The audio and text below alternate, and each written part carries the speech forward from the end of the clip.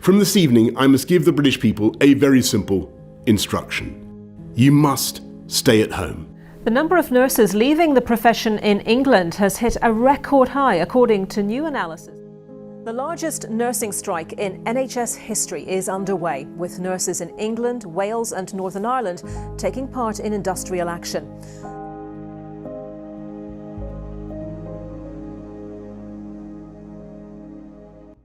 I'm Louise. I am a nurse. I've worked in the NHS for 17 years and I work as a practice nurse in a GP surgery.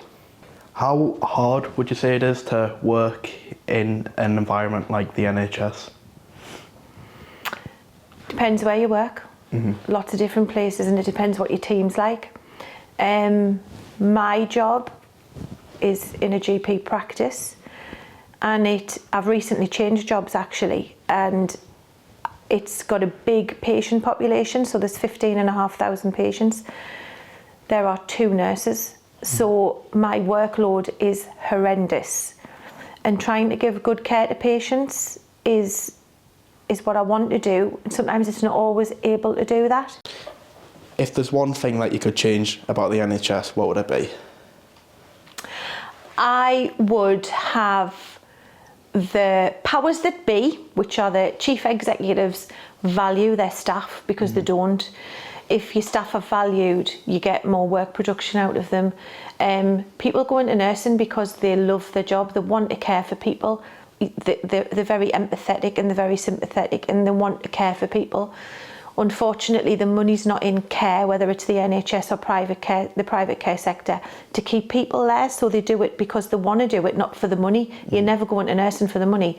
However, if the chief executives valued their staff better, bonuses, equal pay, even pay that allowed them to live better and not be on the breadline, which a lot of the nurses are.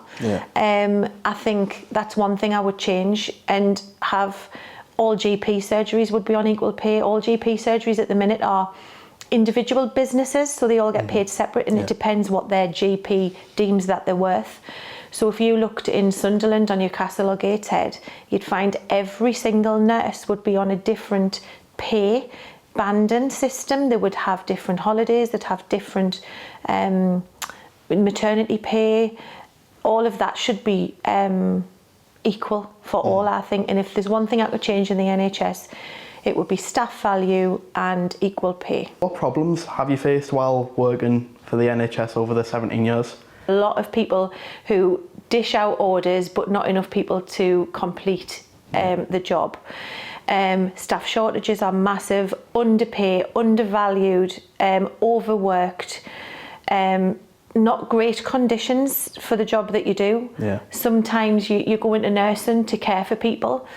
I know nurses in the hospital don't actually do the caring because of the politics that's associated with it. You find nurses in blue uniforms who go into nursing to look after people, to look after the old people, to feed them, to help them with their personal care.